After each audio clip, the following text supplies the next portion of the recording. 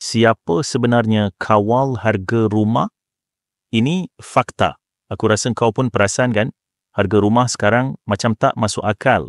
10 tahun lepas, dengan gaji RM3,000, kau boleh beli rumah teres. Sekarang, RM3,000 nak bayar sewa pun dah sesak nafas. Tapi persoalannya, siapa yang sebenarnya kawal harga rumah ni? Kerajaan, bank, pemaju atau ada tangan gaib yang tentukan semua ni? Jom kita bedah siasat. Kau ingat harga rumah naik sebab orang suka naikkan harga suka-suka? Tak bro. Ya pasal supply dan demand, kalau banyak rumah tapi tak ramai nak beli, harga akan turun. Kalau rumah sikit tapi ramai gila berebut, harga akan melambung.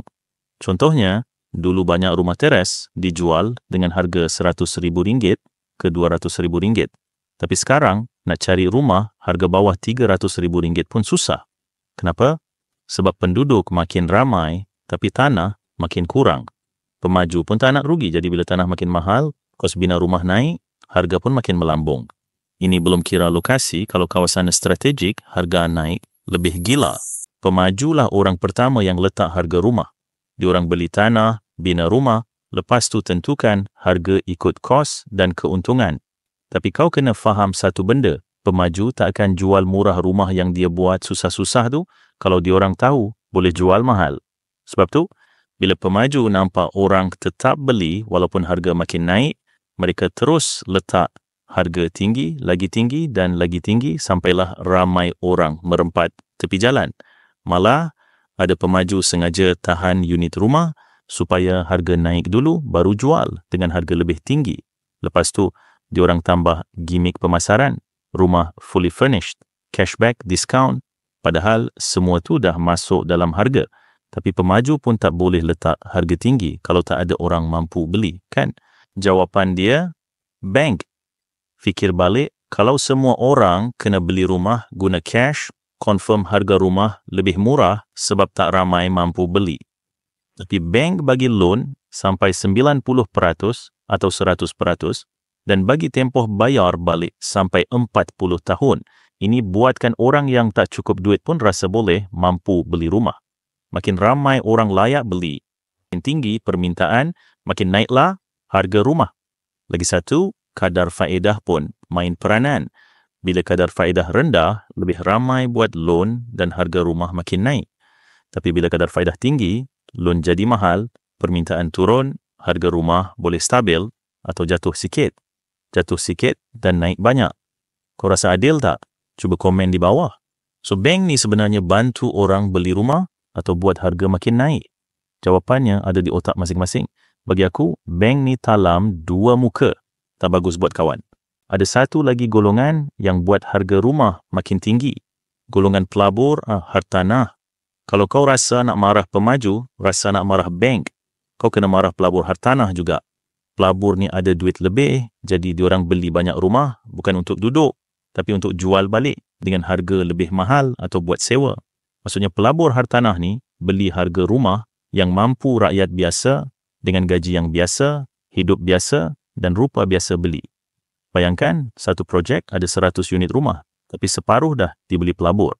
Jadi, rumah yang tinggal makin sikit untuk orang biasa. Bila supply kurang, harga makin naiklah. Lepas tu, pelabur tak nak jual murah. Mereka tunggu harga naik, baru boleh jual balik. Kalau mereka buat rumah sewa, mereka cas mahal sebab nak cover loan.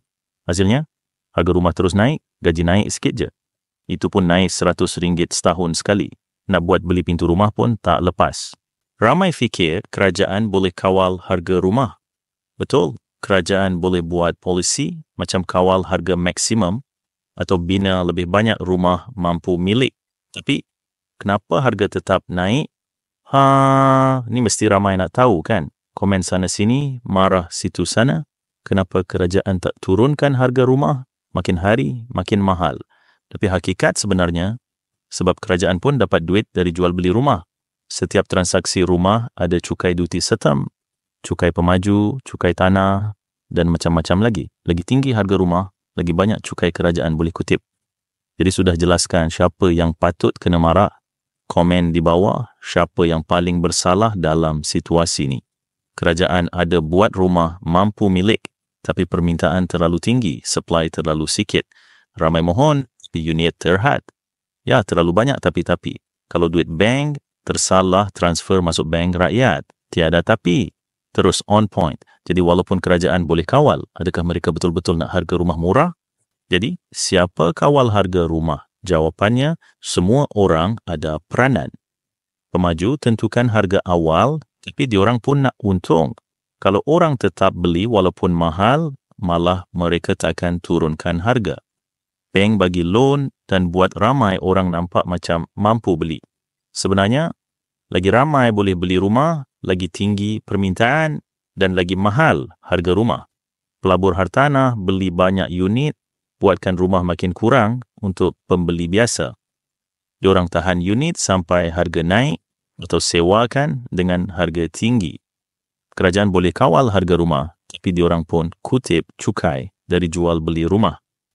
Nak bagi harga murah atau nak lebih banyak cukai. Tapi kau tahu tak, ada satu lagi faktor yang kita tak sebut, mentaliti pembeli.